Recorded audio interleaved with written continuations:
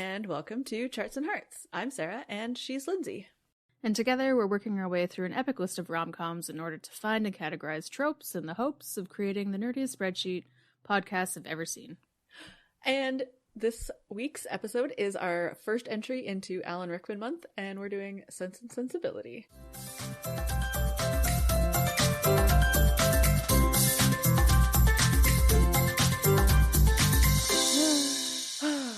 Hooray. So, I don't want to brag, but remember that time that we saw Alan Rickman in a play on Broadway, and then we saw him after? Yeah.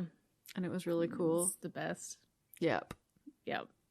Yep. And it was, I don't even remember what the play was called, but it was really good. It was like a small cast, sort of single set play, and it was amazing. Yeah, I feel it was something with an S. I don't know. Jerry O'Connell was also in it. Yeah, it was very random. We were just like, we're in New York and Alan Rickman's on Broadway. Let's go. Yep. Was basically our decision factor. Yes, it was amazing. Anyways, that's unrelated, but you should know we are large. You should know. Large fans of Alan Rickman and his everything. Mm-hmm. So yeah, Sense and Sensibility. It's a movie. It's very long, but it's very good. It's so good. And I love it. And I'm good to watch it for the rest of my life. Yeah, it's very delightful. It's very cozy. It's like, I don't know. I like it. I don't know. I'm trying to decide. I like it more than the shorter Pride and Prejudice movie, but not as much as the long BBC. Like, it's more BBC, but like you can watch it in an evening. Like BBC Pride and Prejudice, but you can watch it in an evening. Yeah. So, it sort of fits in that vibe. And I don't know. Everybody loves movies about sisters. Yeah, I think like this one is because of the cast. The cast is so good. So it's hard to, not love it so much. Yeah. Exactly. Yeah. The cast is fantastic. And and there's, I mean, Sense and Sensibility also just has really great characters. Not that Pride and Prejudice doesn't, and I don't want to like compare them anymore because it's hard to compare. But like, there's really great characters like Eleanor and the middle sister, Marianne are amazing and like just so good. And I love all the side characters. Hugh Laurie is hysterical in this. The best. Yeah. He's so funny. Imelda Staunton is amazing. Oh my god. Because she's so over the top and ridiculous. And also I feel like, I mean, I watched this before watching House, for sure. But like, this kind of thing is what Hugh Laurie was known for. Yeah, like, is known for. Way more comedy. And then everybody in America thought he was this like very serious actor. And I'm just like, no. Yeah, I was definitely the opposite because I didn't know who he was until I saw this because I didn't watch House, but I knew about it. And then, I knew about House. And I was like, what is this? What? Yeah. So great. I don't know. And Colonel Brandon is my favorite Jane Austen love interest of all time. I know, which is like blasphemy, except it's not at all. Like, I love Darcy with all my heart, but I love Darcy. Like, I would be friends with Darcy, but Colonel Brandon is the one for me. Yep. And Alan Rickman's swoopy blonde hair doesn't hurt. No, but even like book Colonel Brandon is my go-to. Okay. Other observations other than just heart gushing. Heart emojis. I love Fanny. She's so evil and just like exactly in the way that you would expect people in this time to be. And the, again, everything I know about the 1820s, I don't know, something like that, is from Jane Austen, but still it's just, she's incredibly, because she's also smart. Like, she knows what she's doing. Yeah, and like the way that she slowly manipulates the stepbrother into like, well, you could just like be nice to them and that would fulfill your obligation to your father. Like, but she doesn't start there. She like wears him down very slowly and subtly.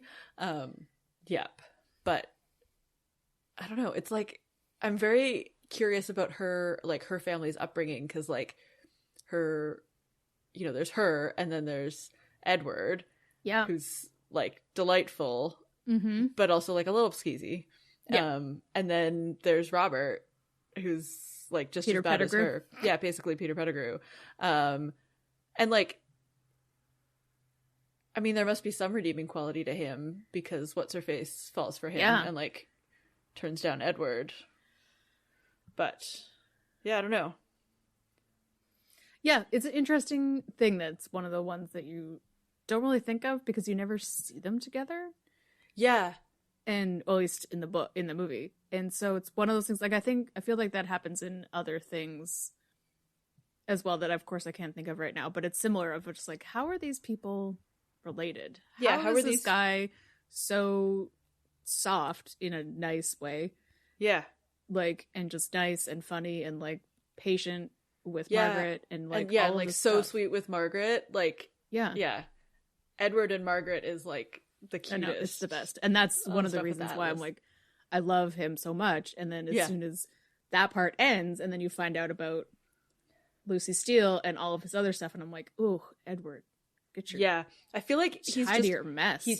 He's too passive in a lot of ways because he just like he's dishonest because he worries about hurting feelings in the short term, but that means that leads to longer hurt feelings in the long term. Like he doesn't want anybody to be mad at him, so he just doesn't say things that are true. Yeah. But also he could have broken that engagement many times. Yeah. Like, I know you just said he didn't want to hurt feelings, but like, dude. I know. At some point like you should get off the pot.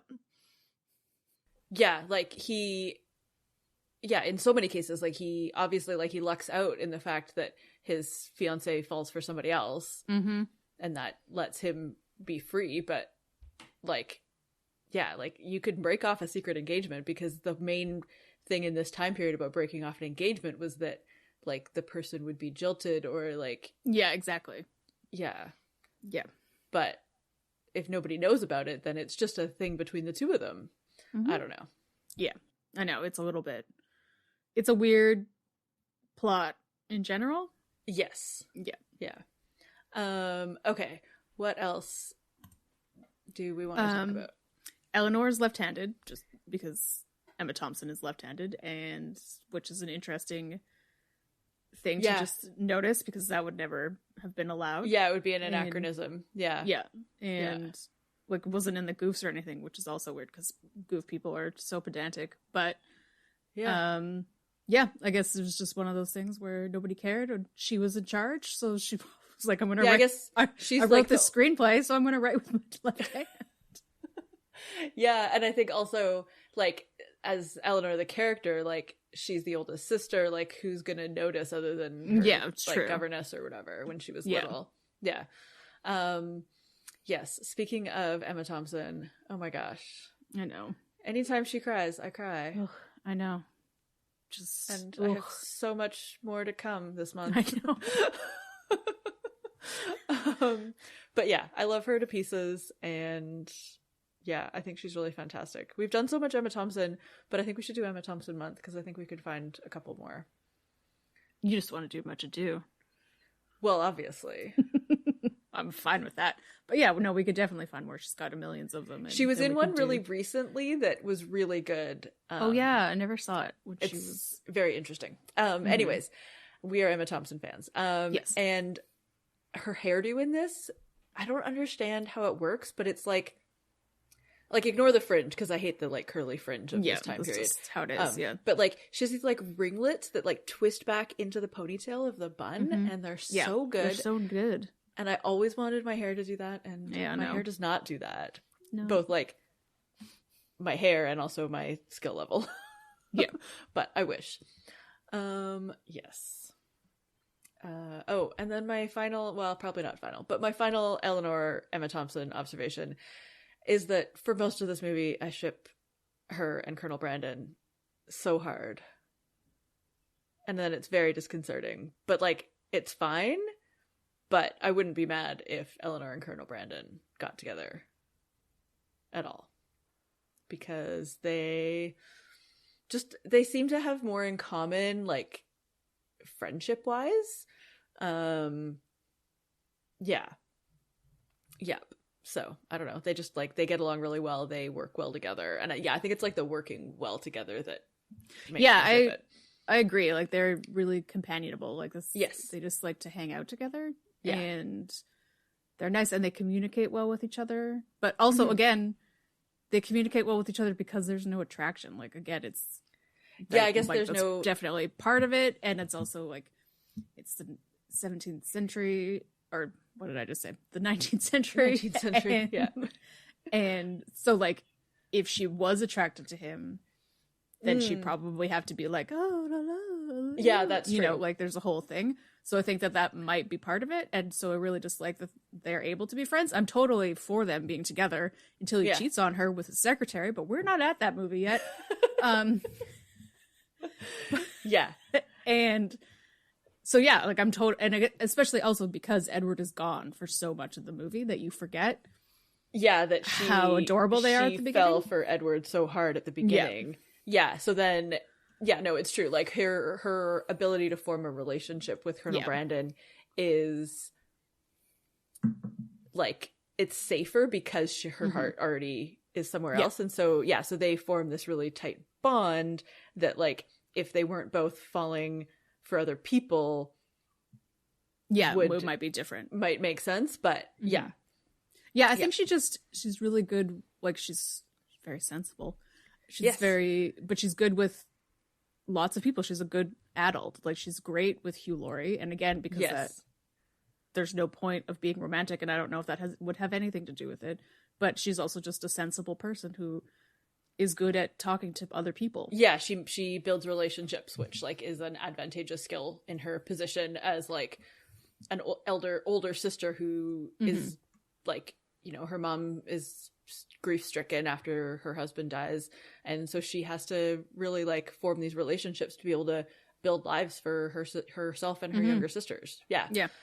So she's like well suited to be that person. Yeah. Okay. What is your thought? My thought is that cottage is tiny and I would live in it in a heartbeat. And I think for at least a while it was an Airbnb. Oh my gosh. Sounds amazing. Like my sister and I looked at it once and it was like crazy expensive, and also you have to get to England. But it's just like, I'd be into it. Yes, I think we should live there. And also, can we have Margaret's tree houses? Yeah. Because they're so cute. I know. Ugh. And they're really good. Tree houses. Yeah. I love when she pulls the ladder up. Yeah. Like, it's like, I think you haven't even seen her yet, but you just like, you build this picture of like a sort of wild child who, like trying to live out as much of her childhood as she can. Okay. Enough observations. Time for tropes. Oh yeah, one thing, just thinking about Margaret being a child, I did look it up after our terrifying conversation about Mrs. Bennet. Oh yes. And because Margaret is 11. Yes. But at least the actress who plays totally forgotten their last name. The mom. Yeah. Was Dashwood. Dashwood. Yeah. Was in her mid-50s. So we're okay. Yeah, Gemma Jones. Yeah. She's delightful. Yeah, I feel like she and Emma Thompson aren't that far off in age. That's because Eleanor is supposed to be 18, but she's actually Emma Thompson was like 33. But, and it's also weird because Hugh Grant looks really young in this, but he is the same age as Emma Thompson. Yeah, they're the same age. Yeah. And like Colonel Brandon is supposed to be like 40 something. Because he talks about like 20 years ago the woman that he loved. Yeah. So maybe not 40, but like late 30s for sure. Late 30s, yeah. So the casting ages in this and the character ages have very little overlap. But that's fine. I think they do a great job. And also, they cast older instead of younger, which is surprising. So again, probably because Emma Thompson was in charge. And she decided she wanted to play Eleanor Dashwood. And and like I think Kate Winslet was amazing casting for this. So she's really good. Oh, so great. Okay, tropes, because there's several. dashing hero rescues you times two. Yeah, Marianne. Willoughby. Yeah, Marianne gets rescued by Willoughby and Colonel Brandon. Oh, you know who we haven't talked about yet is Willoughby. Oh my gosh. And Emma Thompson killing it again by marrying him. I know. And still being married to him now. Like, yeah. Just coming off of that divorce with winning so hard. Yeah. Good job, Emma Thompson. You're my hero. Good times. Yeah, so we've got lots of sister tropes. We've got both sisters falling in love and sisters who are super different, like opposites, but they love each other a lot and like get along really well. Mm-hmm.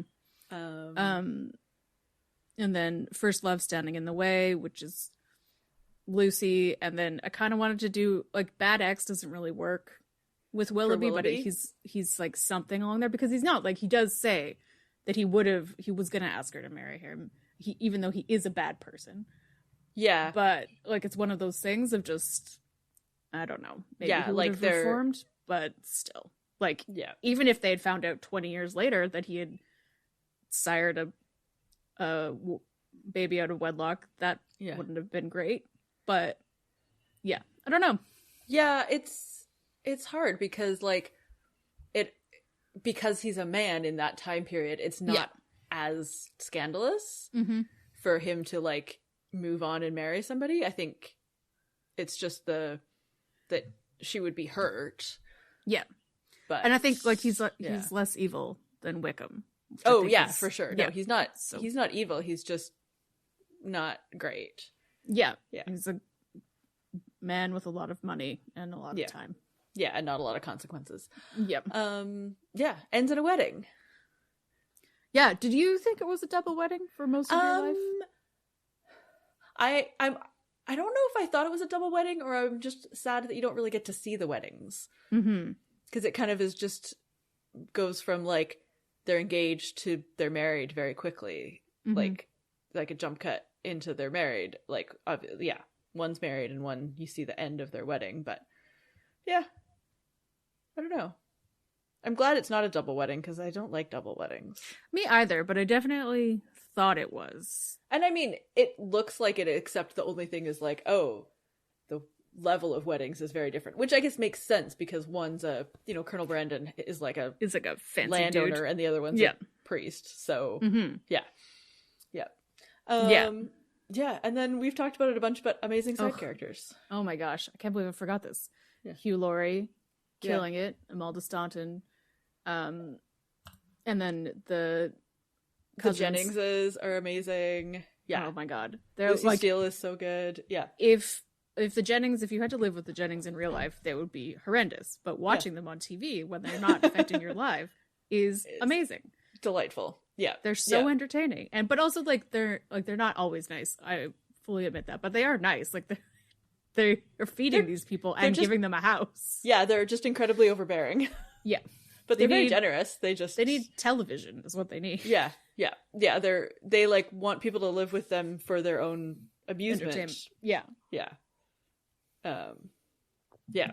But so fun. All right. Linz, does this pass the Bechdel test?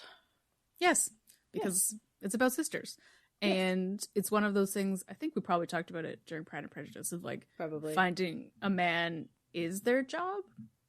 Yeah, like they don't have any other option They don't have an option. This is what they have to get do. A job. Yeah. So they have to work towards that. But they also do talk about normal things and feelings and their thoughts and their dreams and everything. It does a great job because Jane Austen is good at this. And they talk with Margaret about like her being a pirate and stuff. Yeah.